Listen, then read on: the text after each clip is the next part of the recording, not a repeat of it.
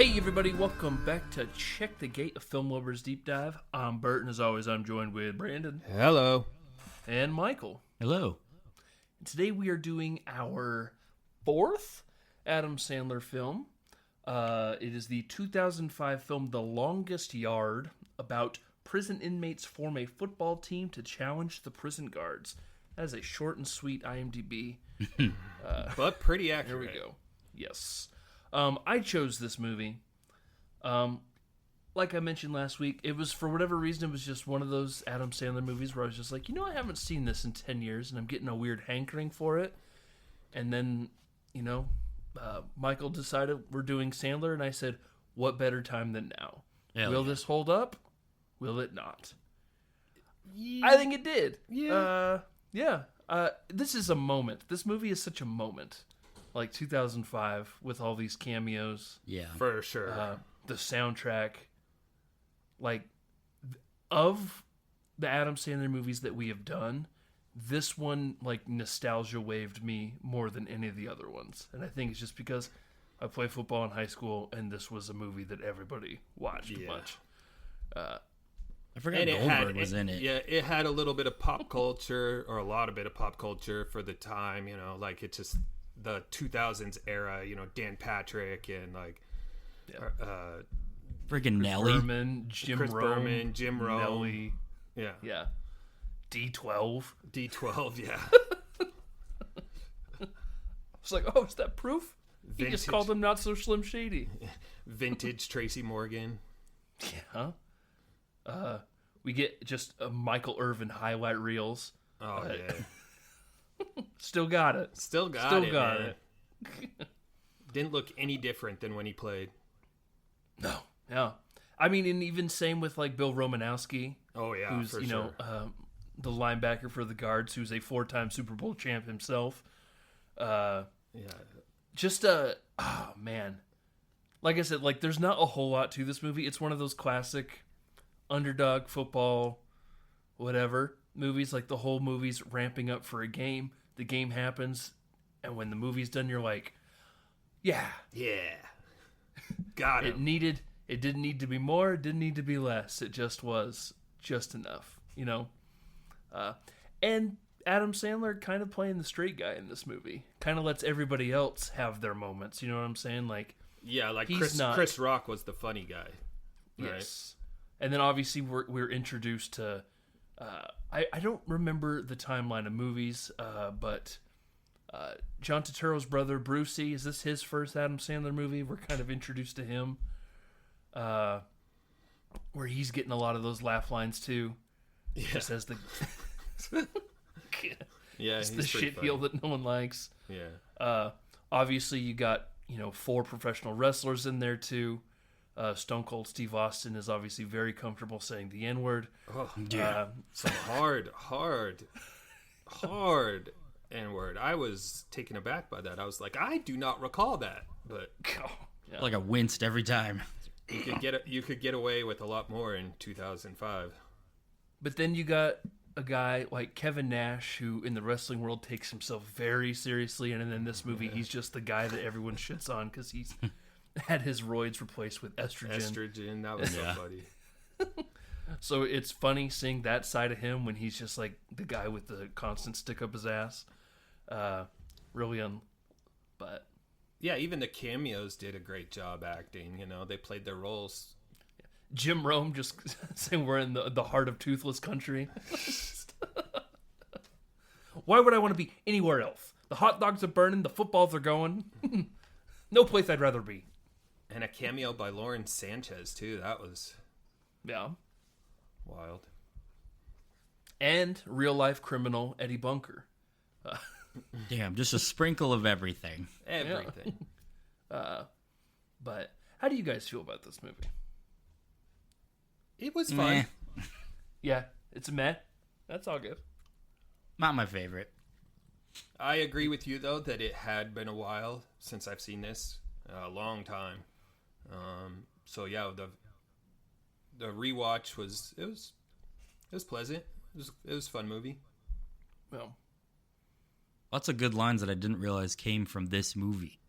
Always protect your McNuggets, Michael. That and group hug and shower tonight. Obviously, this is Rob Schneider. Yeah, it's Rob Schneider. Yeah. Love that guy. But, that's what I said last week. I said, we'll have a little bit. Little Schneider. A little glimpse. I would say that I don't think this is my favorite Adam Sandler. No. Agreed. No. Me neither. This is like, and I could say this for like a lot of sports movies in general, great background movies. Yeah. Sure. Like doing other things, get my chores done, and then I'll sit down and watch the game section. You know what I'm saying? Like,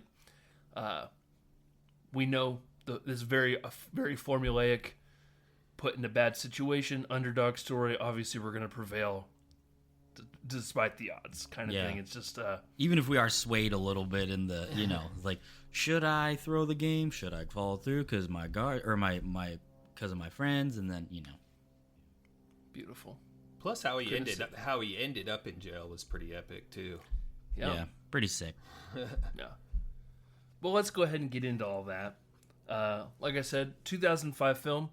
Guys, we're retreading a lot of years here. Because this was the Wedding Crashers year. Top 3 films, 2005. Chronicles of Narnia, The Lion, the Witch, and the Wardrobe. Number 2, Star Wars Episode 3, Revenge of the Sith. And number 1, Larry Potter and the Goblet of Fire. Damn, Larry. And what I talked about last week, my sense memory about The Longest Yard is that we were on vacation in California, the first week of June 2005. We go to the movies for our classic the Cook family movie hopping session, where it's you buy tickets to see one movie, and then you sneak into another 2 for free with a family of 6. We did it all the time. I remember it was raining in California, so it stuck out. We went and saw Cinderella Man as a family. And then our parents were like, we're going to go see The Longest Yard. You kids go see Star Wars Episode 3, which I'd already seen. And I was like, I really wanted to watch The Longest Yard, but I had to go with my sisters because I was the eldest and I had to watch them. Our movie started super early, so ours ended first. And then we had to sit there and wait for like an hour for their movie to get done. So we just hung out in the lobby. And I remember going in because my sister was like, will you just go see how much long is left in the movie? I was like, I'm not going to be able to know how much time is left on this movie. I've never seen it. Yeah. But I go in and I look and I see Goldberg lay out a guy with brass knuckles and he says, suck it, bitch. I was just like, oh. I should have watched this movie. My 14-year-old sheltered mind was just like, oh. Come to find out, that's literally the first when the game starts. Yeah, so there's right like 40 minutes of the movie left. But that's my sense memory of this movie. Nice. Can't tell you the exact date, but I can tell you them. And then after that, we met up and we watched Madagascar. Oh, so nice. This is the year that this is all happening. Another Chris Rock movie. Yes. Yeah. Yeah, we got rocked out. Mm-hmm. Ticket cost, 2005, $6.41. That's $10.52 our money. The budget for the film was $82 million, which is equivalent to $134.5 million. And the box office was $191.5 million, which is equivalent to $314.2 million. And of course, this film was nominated for 0 Academy Awards. Shocker. Sandman does well, though, in the box office, though. He does, yeah. I mean, that's why they keep giving him all... Yeah. I feel like... Honestly, it's kind of surprising, because I feel like a lot of his movies don't get great reviews, just because I think some people think his movies are kind of all the same. He just invites all his friends out. We're not quite in the tropical location yet, but like he must be making money for a studio to be like, here's all this money, go to Hawaii with your buddies and film a movie, come back, and we just start the process over. Like he has his niche. Yeah, you know what you're gonna get. Yeah. Which I think in the end puts butts in seats, you know? Exactly. They're just like, okay, another Adam Sandler movie, let's watch it. People just want to laugh, man. Like, yeah. Just want to have it's a an good easy time. watch, too. Yeah. I mean, most of the is just like, oh, okay, I'm not walking away like, what was the artist's interpretation of the ending? You know, what am I supposed to? It's just like, it's what it is. And none of the movies that we've watched thus far feel like they've dragged on or like, man, I really wish this would end. Yeah, it's just like, okay, here you go, bye. It's just like, I was surprised that this movie was just shy of 2 hours. Yeah. Yeah. I was, so like going into it, I was like, damn, I do not remember this being this long. No. But No, it but is. the whole game scene is like a good 45 minutes of the movie. Yeah. But it only feels like 15. Exactly. Maybe it's just because we're now, the pacing is obviously picked up. more up. Well, we got little, your classic football montages of the comeback, that kind of thing. But so there is like a lot of groundwork being laid to the point where I got done and I looked at my notes. I said, I have 9 pages of notes for the longest yard. That's a long yard. Yeah.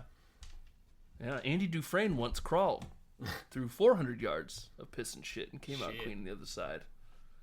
That's the length of 4 football fields. Sheesh. This movie begins with a big Hollywood party. Probably where a lot of the $82 million budget came into play, because I can't imagine the New Mexico State Penitentiary charging that much in rent. We see Courtney Cox is hosting a big Hollywood party, but is looking for her boyfriend Paul Crewe, who is of course played by the man Adam Sandler, who we find out is an ex-football quarterback who got banned from the league, even though he was acquitted of racketeering charges, was still nonetheless banned from the NFL, or whatever they call the league Excommunicado. in this universe, because he was, convicted of shaving points, but obviously acquitted, but still banned. He is drunk in their bedroom, reliving his past glory days by watching old game film. She's mad at him because he's not out there on the party. He's like, I forgot, I'll take you to the movies. Yeah, I'll take you later. to the movies. She cusses him out, says, I want you to put this sailor outfit. He's like, what am I, Elton John? I'm not wearing this. Like, it's just like, it looks like a Popeye costume. Yeah. It really did. She says, if you don't put the outfit on and get out there and start mingling, I'm dumping you and getting you out of my house, and you're not freeloading off me anymore. He says, I'm sorry, I'm just mad that you're not wearing my gift I got you. Suddenly her attitude changes. You got me a gift? Yeah, it's in the closet. To which she goes in and he locks the door behind her and says, I think we need some time apart and I'm going to take your Bentley for a joyride. And then he grabs a 6-pack of beers with him as he takes off in her nice Bentley.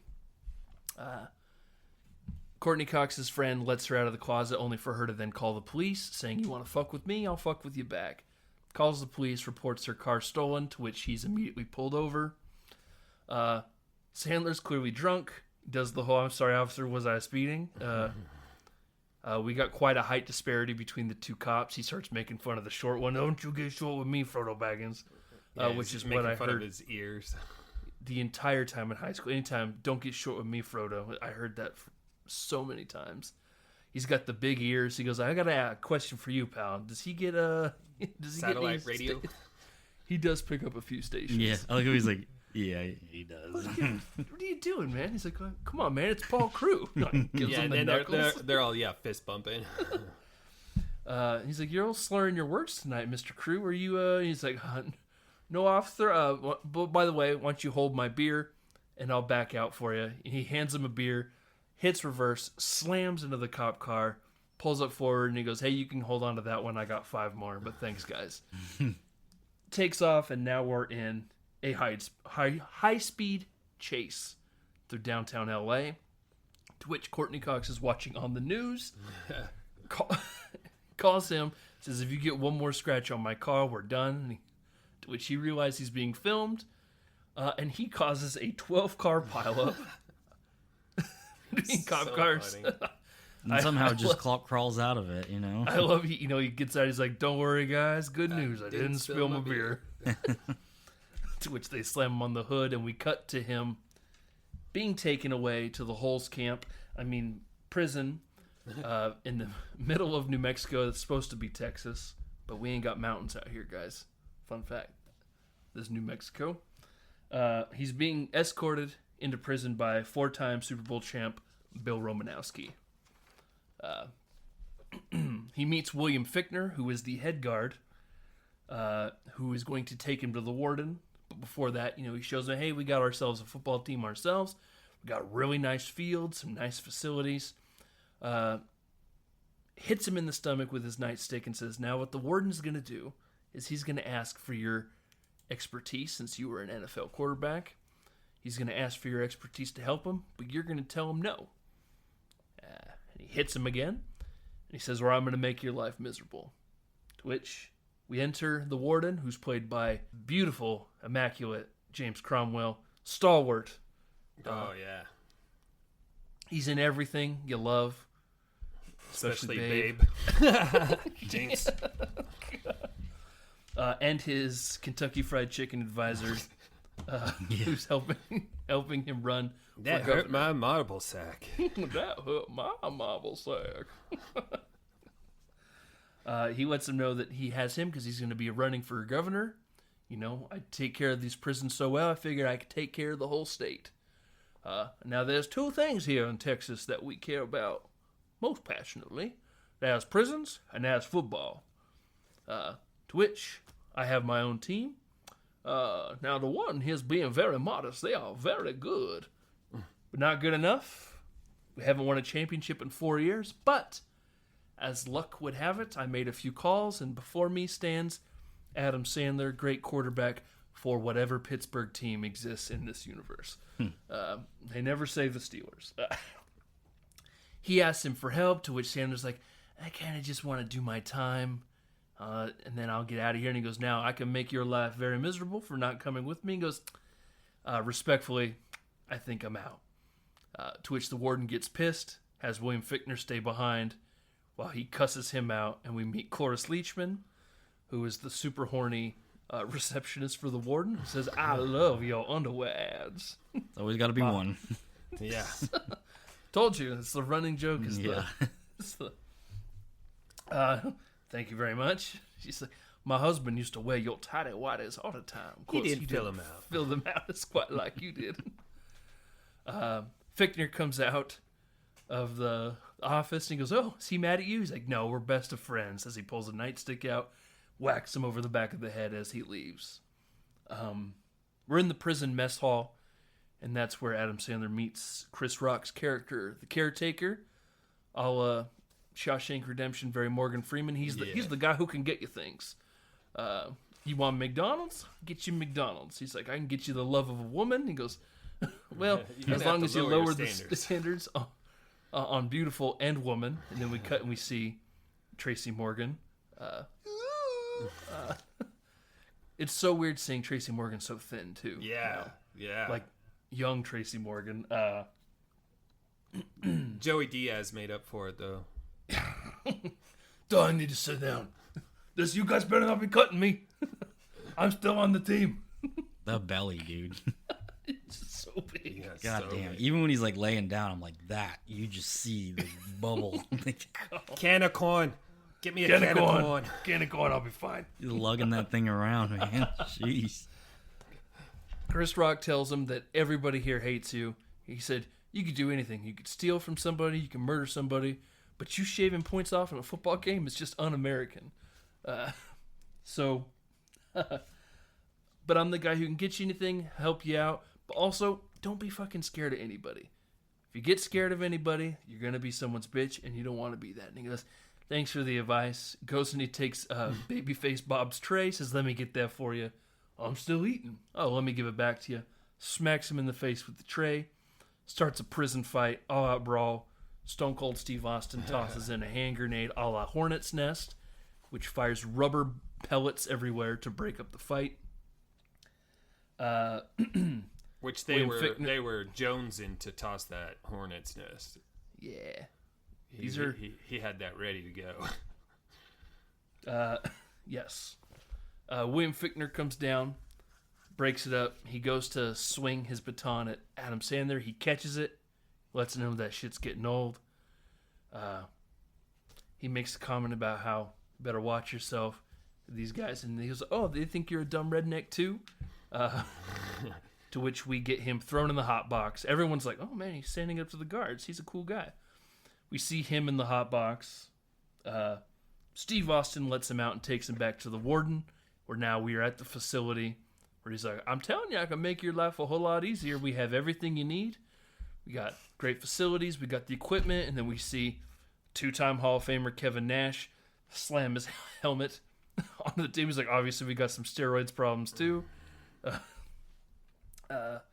He relents and says, okay, I'll help, but you got to get William Fichtner off my back.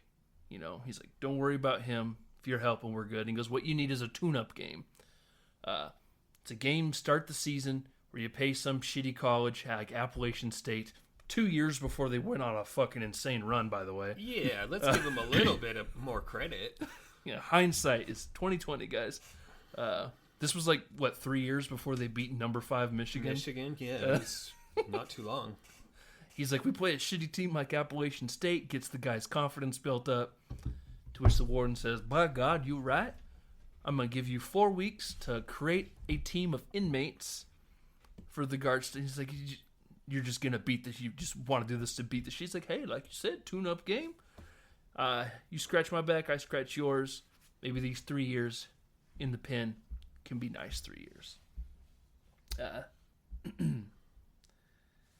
We have Chris Rock hanging up tryout signs. Apparently nobody in jail can read because they say treeouts. To which we meet 3-time Super Bowl champion Michael Irvin. Comes up, takes it off, says it's just a waste of time. We're out here just trying to get tuned up by the guards. But we do have a group of guys who do want to be on the team. And that first practice is a doozy. We got shitty dirt fields. We got terrible equipment. And we have the most ragtag group of ragtag players you could think of. We have what looks like one good player in Swatowski, played by Bob Sapp. Yeah, Bob Sapp. Sandler kind of lets everybody know, hey, I'm going to be your coach. I'm going to be your quarterback, to which we meet Brucey, who says, why do you got to be quarterback? And he's like, all right, let's see what you got, big guy. Goes, throws in the ball, shanks it to the... That's why. Sit down, shut up. We're going to grade everybody on a scale of 1 to 10. So let's get going. We get them running track. All right, these guys are 6s. Next group, these guys are 5s. Got a couple 3s. I think we're missing somebody. Cut to Joey Diaz on the ground. You guys better not be cutting me. He's on the ground. 1.5. Mount Everest belly on the ground. He's like, that thing's about to explode. -2? Yeah, let's go -2. We got some hitting drills going, and Bob Sapp absolutely destroys the tackleback. I'm sorry, I broke your toy. Toy. No, that's a good thing. You should give Mr. Caretaker a hug for it. It's like, what? Okay. Wraps him up in a big hug.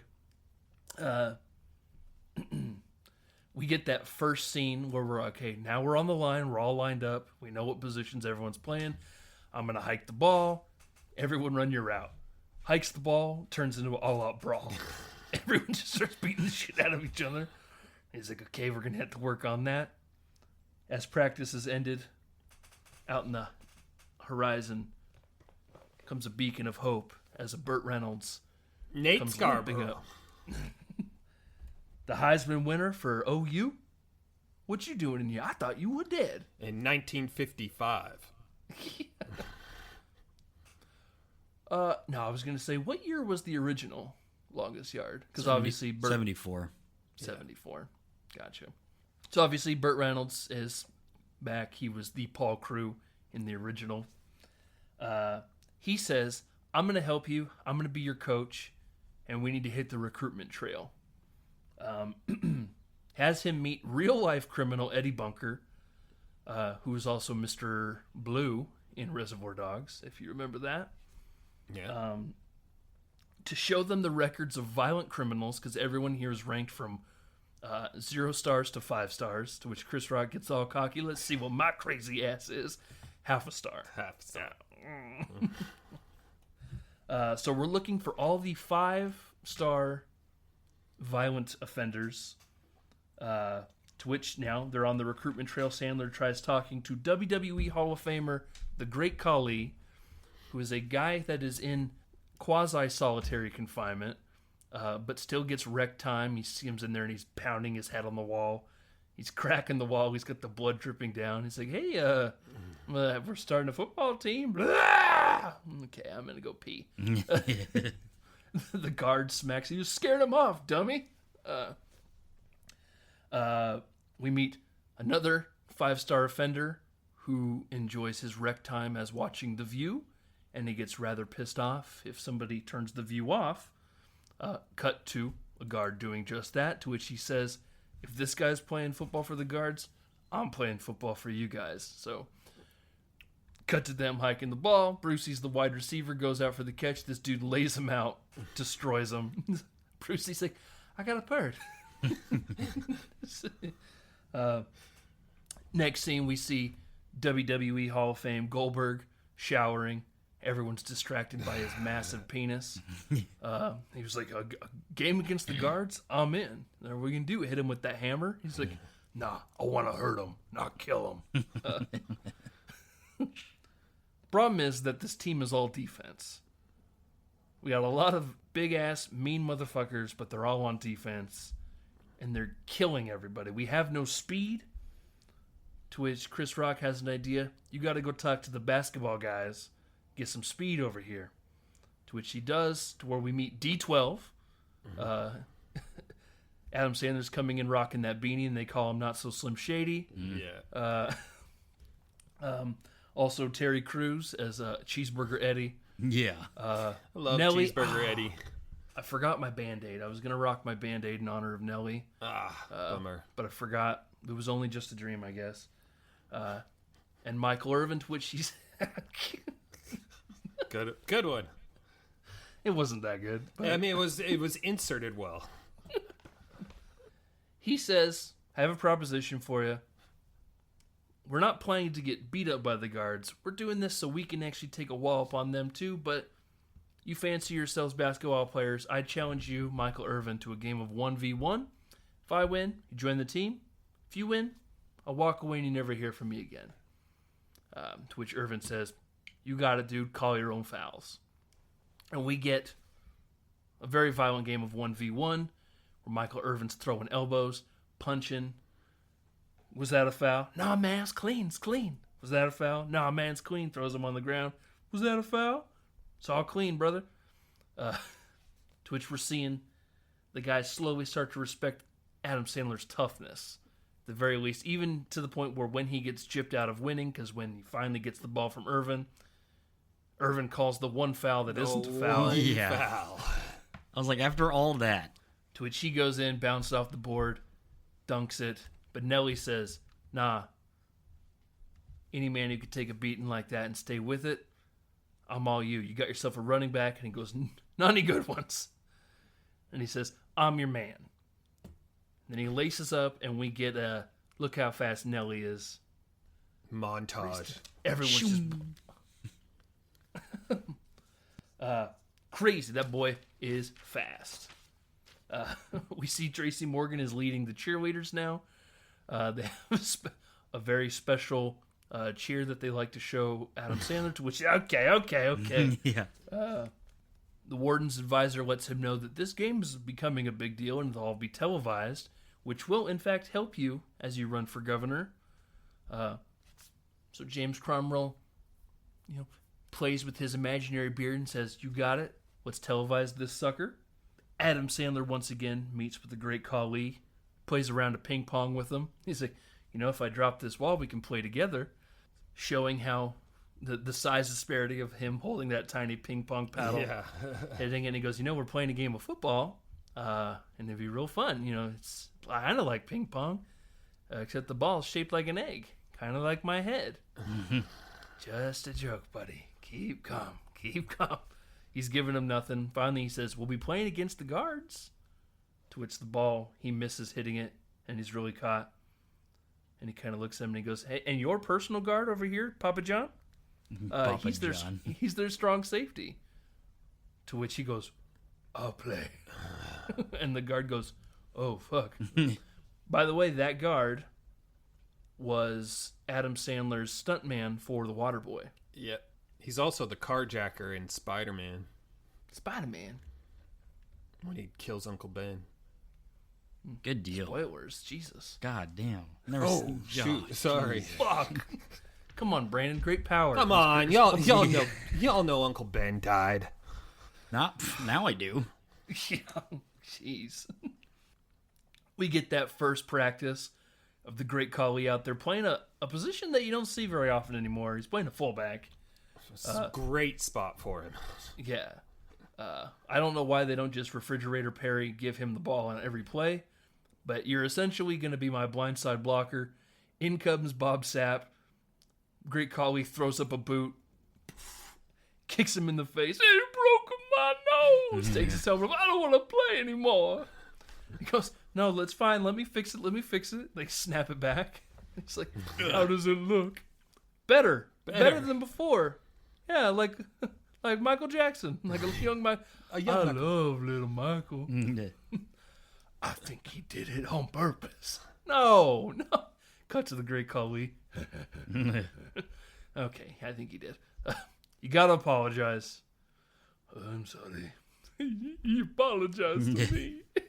Is it just this movie that I'm thinking of him in, or has Bob Sapp played other like big, strong dummies in movies? I can't place him, but I think it's just because he's. I mean, he's like a former MMA fighter, Yeah. but I don't know. Doesn't look like it. Okay. He had a stint in the WWE too, but he wasn't there for very long. Really? Yeah. I didn't know that. There was a time where they were trying to bring MMA fighters over, or WWE was sending them over to MMA, like Matt Riddle. Brock Lesnar went to MMA too. Yeah. CM Punk to a lesser degree. But there was a little bit of crossover where everyone was like, "No, it's not scripted. I can fight for real," that kind of thing. Looks like he's only been in 1, 2, 3, 4, 5, 6, 7, 8 movies. So never mind. It is the longest yard that I'm thinking of him in. Will you teach me to football? Yeah. Lil Rat Unger is the guard's informant, and he tells him that Nelly's good, guys. He's real good. That boy fast. That boy fast. Like, he fast. makes somebody running fast look like they're not running very fast. We get it. He's fast. Nice. So essentially, we need to do something about Nelly. Cut to us in the library. Kevin Nash and Stone Cold Steve Austin are there while Nelly is on library duty. We know you like these books. He's like, "Oh, no, I just like the quiet." Stone Cold Steve Austin, trying to get under his skin, is knocking books down. Tells him to pick it up, obviously smattering in a bunch of N-words in there. Nelly, knowing what they're doing, is not letting them get under their skin. "I bet you want to hit us, don't you?" "No, why would I want to do that? You're my friends." As they drop one final book, we even see that look on Nelly's face of like, are these guys gonna... Yeah. Go ahead. No, just that look on his face, like, Yeah. While They're Michael really Irvin pushing and my Terry buttons. Crews... Yeah. Well, Michael Irvin and Terry Crews are in the background watching the whole thing happen. Seeing that he's not going to do anything, they knock a bunch of books down and they leave. He picks it up, and Michael Irvin, out of solidarity, goes and picks the books up with him. Guess what? God damn it, I'm on the team. Mm-hmm. You know, I just don't get that from the guard's standpoint, though. Like if they're really gonna mess him up and take him out of the game, or like, Yeah, so they've that already he's shown not a threat. they've already shown that they beat their inmates. So why aren't they? Are you Yeah. saying why aren't they just beating on them? And they're like, I mean, drop your books, nerd. Like, yeah. Yeah. We've got him there, and then run out. got him. Run out of the library snickering. Kevin Nash high-fiving him. Nice one. Yeah, it just doesn't make much sense. That'll get him. He won't want to play after that. We just made him so mad. It's mental warfare. Yeah. We're at practice. Burt Reynolds making comments about how nobody can catch a ball, even if somebody could, you aren't able to get the ball enough away without getting smoked. Only for Chris Rock to look off to his left. On the third day, look to the east as the sun hits the ridge. It's not Gandalf coming down the hill. It's Michael Irvin and the basketball gang coming to join the gang. Soundtracked by Nelly's Here Come the Boom. What a moment in time. Yeah. Ooh, 16-year-old me watching this for the first time. Yeah, that's right. 2 years later. I was like, is this my life now? Do I like Nelly? Yeah. We're joining the crew, and not only that, we're getting a vintage Michael Irvin highlight reel. He's wearing his number 88 jersey, 88. Cowboys blue, out there catching some sick balls. Was it him? I meant to look it up if it was actually him playing. Probably not. He is 10 years past his prime. Yeah, he's... Did he retire after the 95 Super Bowl, or did he play for a little longer? He played to 99. 11 years.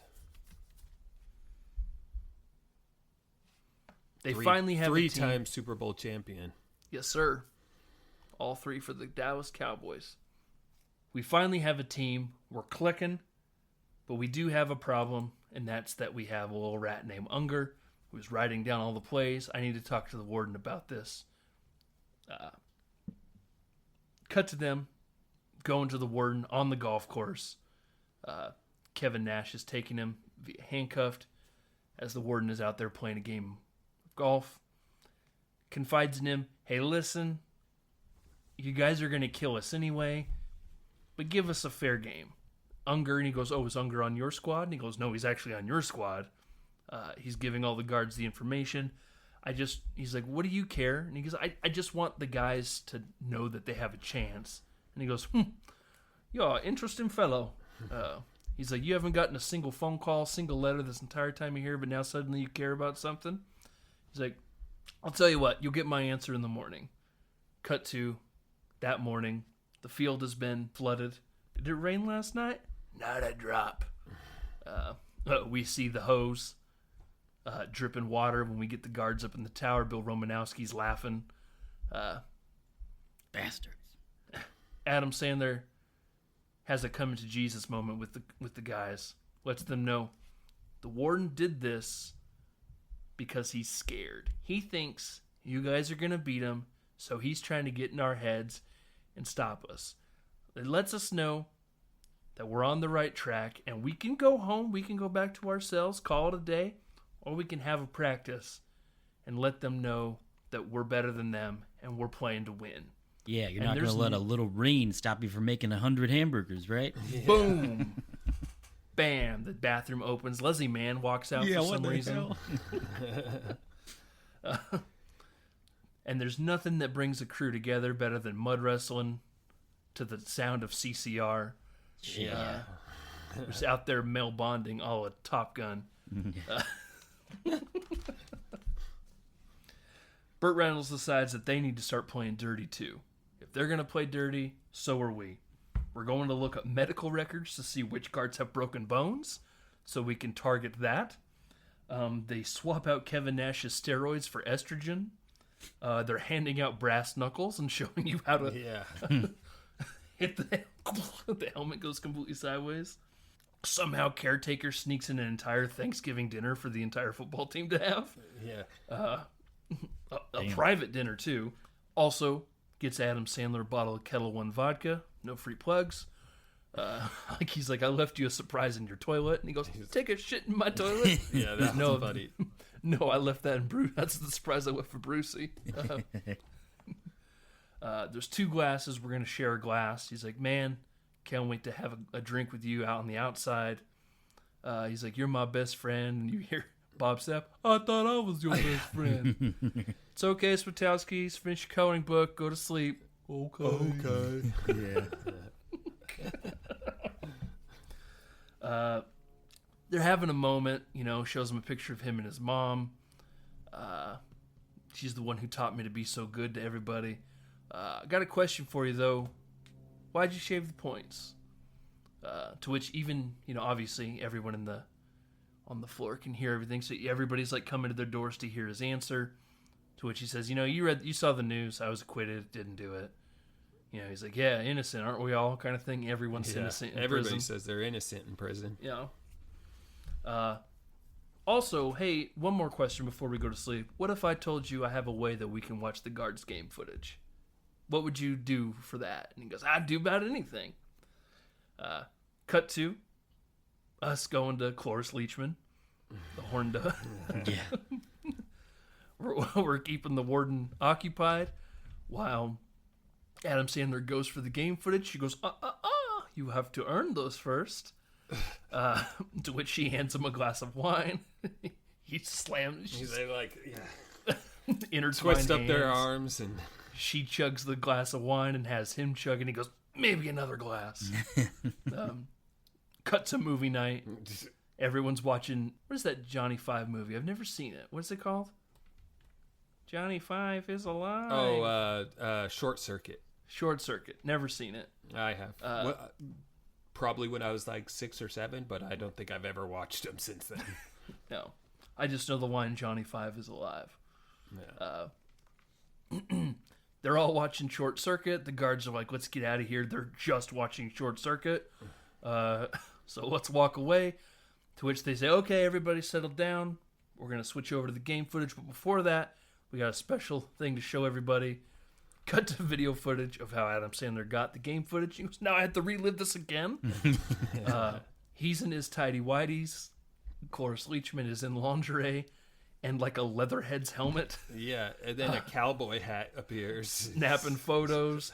He's got the cowboy hat on his crotch, and he holds his hands in the air, and the cowboy hat doesn't go down. We see him spanking her with the cowboy hat, and like if you look at Sandler's face, you can see like he's trying not to break. Yeah, so bad. Like, it's so funny because he's just like, this is the most ridiculous scene ever. Like everyone's hooting and hollering, and Brucey says, "Hey, you know what they say? Once you go gray, there ain't no other way." To which he's like, and Adam Sandler stands up, he's like, Brucey, I'm really excited you said that because I got another video. Go ahead, hit it, Joey Diaz. Oh, Joey Diaz gosh. washes tapes out. We got Brucey over in the laundry room, and Tracy Morgan meets up with him. With this trick photography. Yeah. Putting lip gloss on him. They go behind the door, pull a curtain down, and we see in the silhouette them making it. He's like, I was just showing a couple wrestling moves. Yeah, but I like how he's like in every other scene too. He's like shadow boxing too. Like, cracks me up. Not to get existential again, but like just imagine refilming those scenes. Like, okay, no, what you need to do is make sure you get, go act like you're gonna make out with him again, and then in the scene too, where at the cowboy hat, like just imagine like, like, oh man, what a fun day on set. Yeah. No What'd you do today? Oh, nothing. Academy Award-winning actress Cloris Leachman's gonna spank you with the cowboy hat. And she won from the Last Picture Show, which we did on this here podcast. Oh, hot dog. Yeah. Okay, everybody calm down. He's like, we're here to watch game footage. That's what we're here for. As we're watching game footage, we zoom out and we see that Unger is watching. He goes to the guards and lets them know that they are all watching game footage right now. And he says, well, if I were you, I would come up with an idea to get rid of Paul Crewe. And he's like, how am I supposed to do that? He goes, you're the criminal. Figure it out. Oh, I got just a thing. We're at our final practice. Burt Reynolds is rallying the troops, giving one last speech, while we see that Unger is in Adam Sandler's cell, hooking up a old-timey jukebox. Not jukebox, but like record player. He's able to sneak out just as Chris Rock comes in with some memorabilia for Adam Sandler for him. And he hears this terrible yodeling music. He says, I gotta turn this shit off. And as he turns it off, it explodes, blows up.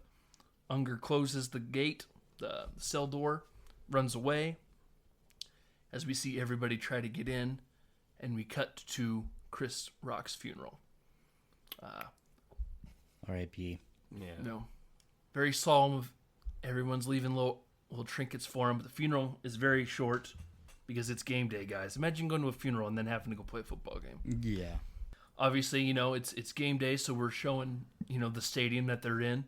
They're hooking up barbed wire everywhere. We got guard towers everywhere. Like Snipers. Snipers ready to go. Like I said earlier, Jim Rome welcomes us to deep in the heart of Toothless Country.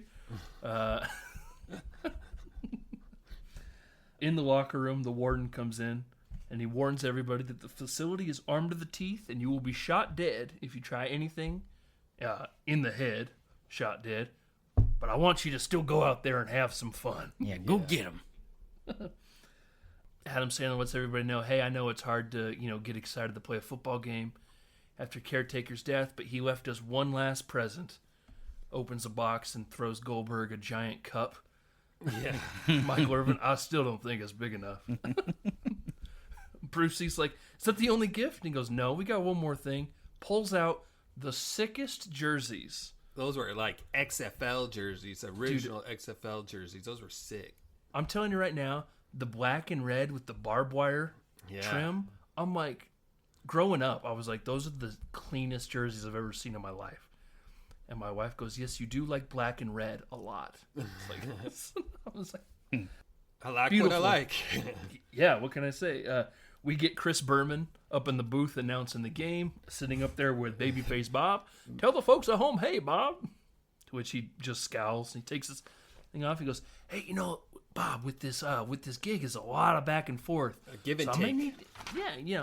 Gonna need you to open up a little bit and just kind of scowl. Or you don't have to. It's all good. Yeah. Guys, it's football time. And we're ramping up. We got the AC/DC playing. It's just juicing me up. I want to put the pads on myself. Yeah. Get out there one more time. All the Burt Reynolds.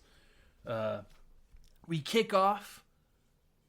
And it's a goddamn shit show. Goldberg's got the knuckle duster. Everyone's drop kicking people. Yeah. You got guys getting power slammed, power bombed. Clothesline from hell. Great opening kickoff. As the guards run it in for an easy touchdown, everyone's hurt. We get a guard getting escorted. Goldberg. We get the Goldberg. Night, bitch. Then you got 14-year-old me off to the side going, oh my god. What? They get that guy in a cart. Kevin Nash is despondent. If you need to cry, you just go ahead and cry.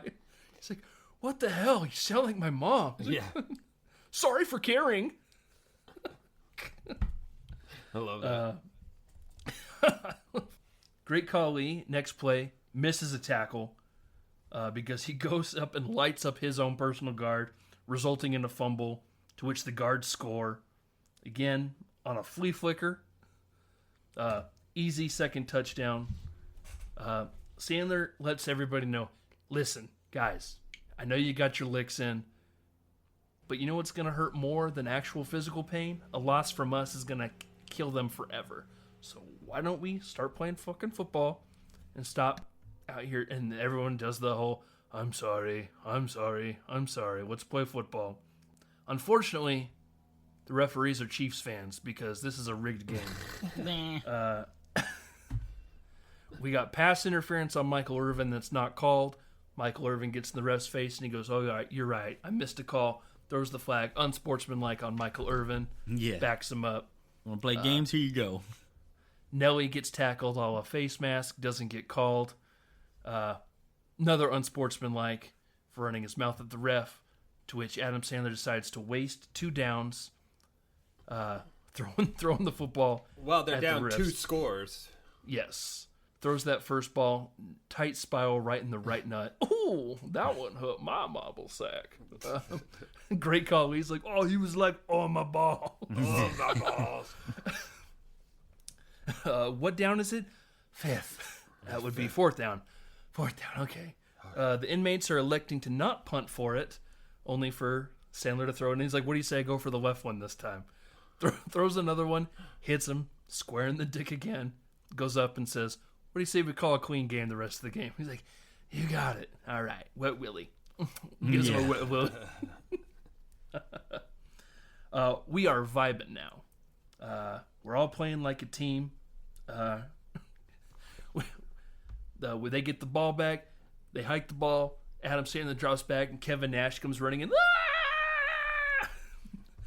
Trick play, handoff. He's like, you fooled me. You fooled me. He's like, you know what, Nash? You're pretty good. You know, he's like, you're definitely the hottest guy out here. And he goes, Paul, for you to say that at a time like this, it means everything. The crowd starts booing because the inmates are getting back in it. Nash is yelling at the crowd. He's like, hey, both teams are trying very hard. Stone Cold Steve Austin's like, what the hell is your problem? He's like, sportsmanship, try it. Sportsmanship, try it. Yeah. He sticks his tongue out at him. The inmates score, but Stone Cold is the answer. He's another fullback a la Refrigerator Perry that is an unstoppable force. He runs a couple first downs, get in Nelly's face, says that's how a white man runs a football. And he's like, well, if I was on defense, I'd crack your back. And he goes, well, you're not on defense, are you, bitch? Gives him the Stone Cold middle fingers, walks away. Nelly grabs Bob Sapp and says, you want to know what he called me in the library? Whispers in his ear. Bob Sapp gets pissed. Next play, goes in there, absolutely destroys Stone Cold Steve Austin, to which he says, I think I made him shit himself. Then we get a very Austin Powers, I think he shit himself. I think he shit himself. Oh my God, this guy just shit himself. He's like, I did made him shit himself. And if you watch this on TV, it's I think I broke his freaking neck, by the way. Really? So the line always confused me because they go, I think I broke his freaking neck. Oh my God, I think this guy broke his freaking neck. And Nelly goes, I'll deliver the books to the hospital. And then Michael Irvin goes, and diapers. And I was like, what does he need diapers for? Yeah, why does he get diapers? They broke, yeah. Adam Sandler calls another play because they got the ball back. Terry Crews says, that sounds like some backyard bullshit. You know, to close out the halftime, we're going to backyard bullshit a bunch of laterals. Yeah. To end up for Nelly to run it in for a touchdown. So we are all tied up at halftime. The warden, obviously pissed, grabs Adam Sandler before he goes back into the locker room and says, hey, listen, you're supposed to lose this game. What's going on? He goes, sorry, sir, I can't make him. What can I do? We're just out there playing. He goes, well, that's interesting because Unger's in jail. Is been arrested for the murder of caretaker, and he says you were his accomplice, and I'm willing to back that up unless you lose this game. So now Adam Sandler is faced with an issue. Does he get out in 3 years if he throws the game again? You know, do what you do best, throw the game. He decides, I don't want to be in here the rest of my life for a crime I didn't commit. I will throw the game, but once you get a 2-touchdown lead, coast. Stop beating the shit out of my guys. And he goes, you got it. To which he then immediately goes to William Fichtner, who lets him know, hey, but guess what? This game is rigged. You can't get it done on your own, so I have some help. Once you get a 3-touchdown lead, I want you to beat the living shit out of them and never let up. So that first possession, we get it, and Adam Sandler immediately throws a terrible pick six. Not even close. Yeah. Overthrows Michael Irvin. He goes to the sideline. Burt Reynolds does the coach thing. He's like, hey, short memory. We get this one. We got it back. We get it back. We get it back. They get the ball back again. But at the same time, he's kind of keeping his eye on him. Yes. You had a terrible underthrow, and then you overthrew him wide open. Cut to the next play. Goes for a terrible handoff that was never going to happen. It's now a fumble. Guards get it. Fumble 6. He comes to the sideline, takes his helmet off, throws it, and says, I'm done. Plants it on the bench. And he goes, what do you mean you're done? What hurts? And he goes, nothing. I'm done. I'm not playing anymore. You can see the team clearly can see that he's given up on them. They all have that same old Paul Crew mentality. He did it once. He'll do it again. Brucey is in at quarterback. Brucey. All right. He says Cruz sucking it up. Not my problem. Here we go. He's like, hikes the ball. It's my time. Hikes the ball, fumbles the ball immediately. That shouldn't have had that popcorn. The popcorn. Guards fall on it. Guards hit an immediate flea flicker to go up 3 scores. Guards are wailing on everybody. Sandler can see that they're not letting up. Nelly comes up to him. He's trying avoiding eye contact. He goes, yeah, I would have a hard time looking at me too. Burt Reynolds is like, how much more bloodshed are we going to allow this to happen? To which Adam Sandler has a moment where he can see that the warden is not going to hold up his end of the bargain, sees him up in the stands laughing, thumbs upping as he's clapping with his program. Very Southern thing to do down here. Got to clap with your program. He has a coming to Jesus moment where he goes to Eddie Bunker, who was told at the very beginning was up for parole 20 years ago, but the guard he punched ended up being the warden, so now he's going to be stuck here for the rest of his life. Goes up to him and says, "Was it worth it?" And he says, "Every damn day of my life." To which he says, "Okay, I'm back in." Goes in. "Hey guys, I missed you. Let's get. We got a lot of work to do. Let's go." The linemen look at each other like, this fucking guy. Hikes the ball. They let them go right through. Smokes them. The guards go, "Oh, they're giving up on him. Jailbreak blitz, baby. Here we go." Second down. Does it again. Destroys him again. "We're not going to kick. I'll do this my own goddamn self." Hikes the ball and does an amazing scamper. Loses his helmet. Runs for the 25 yards for the first down. Calls for the timeout. Gets everybody together and says, "Listen, I never said this out loud, but I'm going to tell you guys again. I shaved those points. I was in bad with some bad people, and I wish they would have just killed me because I'll have to live with this for the rest of my life. But now the warden wants to pin caretaker's death on me," to which everyone's like, "Oh, fuck." He says, "Unless I lose this game. But I can't do this twice in one lifetime, so you guys are going to... I hope you guys are here with me because you're going to get to know each other a lot because I ain't doing this again." Rallies the troops. Hell yeah, we're playing as a team. Let's do it. Yeah. We get the classic football comeback montage. The Mean Machine score immediately. They get the ball back off that tackle strip fumble. Homeboy with the cigarette burns the guard's hand to get the fumble. Oh, yeah. The next play they do is that terrible, famous Indianapolis Colts play where they have the entire team line up on the side and there's nothing but the center and the quarterback. Did you think about that, Brandon, when they showed that? I was like, oh my God. The old swinging gate. Yeah. Yeah. It works this time because they do what they should have been doing the whole time. They throw the ball over to the great Khali, who is a one-man wrecking machine. Bursts in, scores the touchdown, but they need to get the ball back because we have like a mere, 30-some-odd seconds left in the game.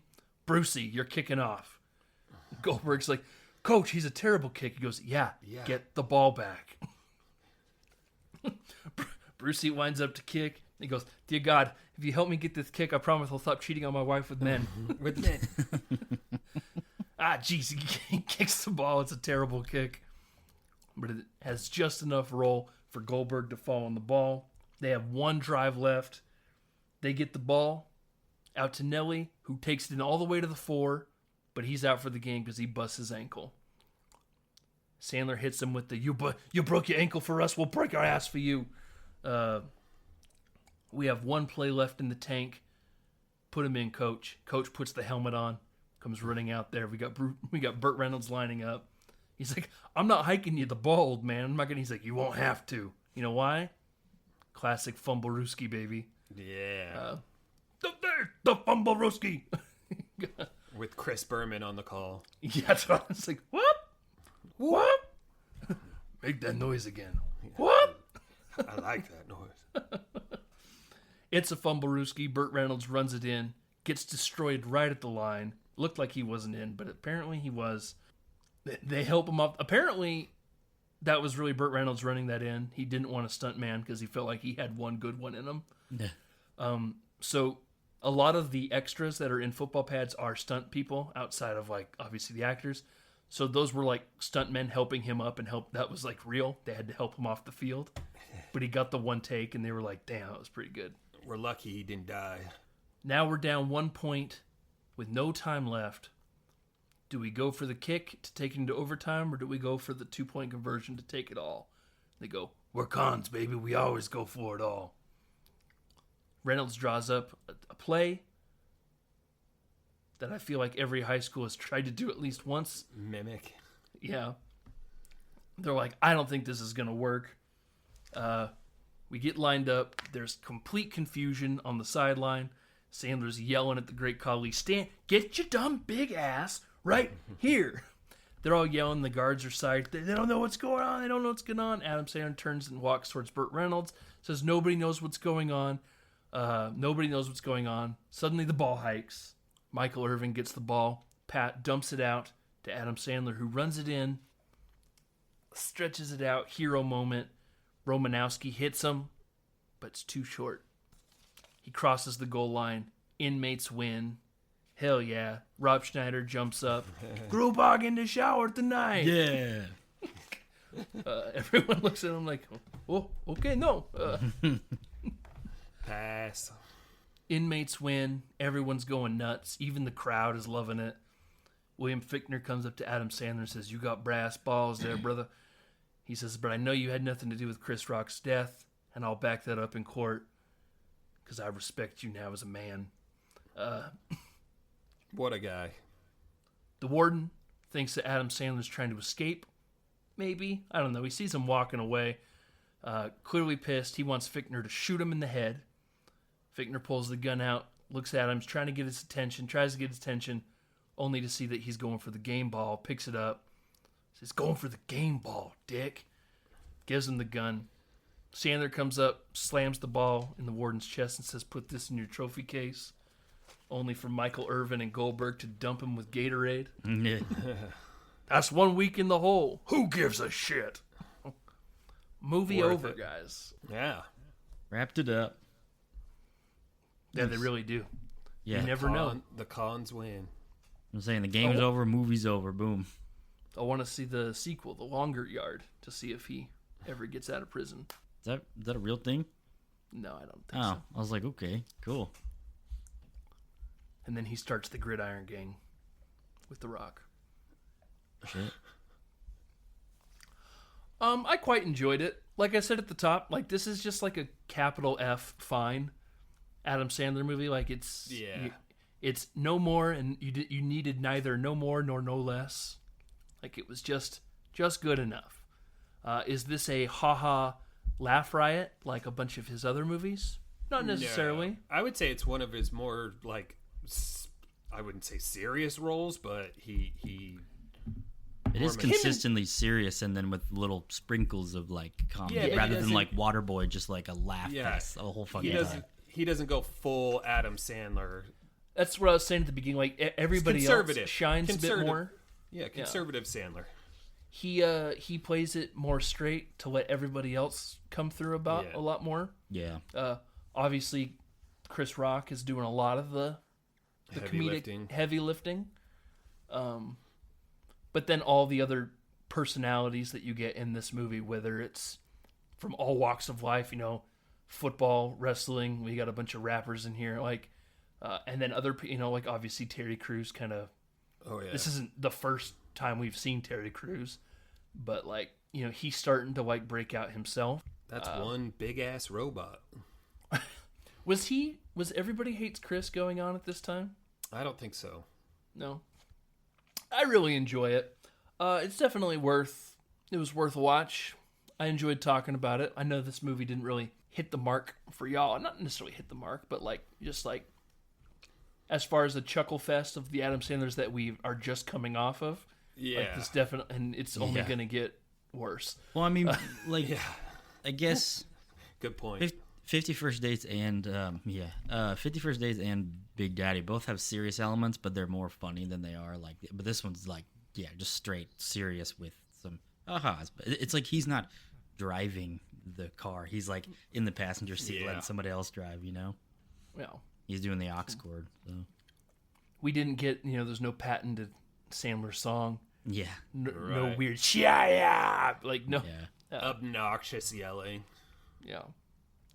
So, and we're going to stay in that. We're going to actually get a more serious and more sadder Adam Sandler in the next movie. Do we want to talk about that? Sure. Yeah, sure. Let's do it.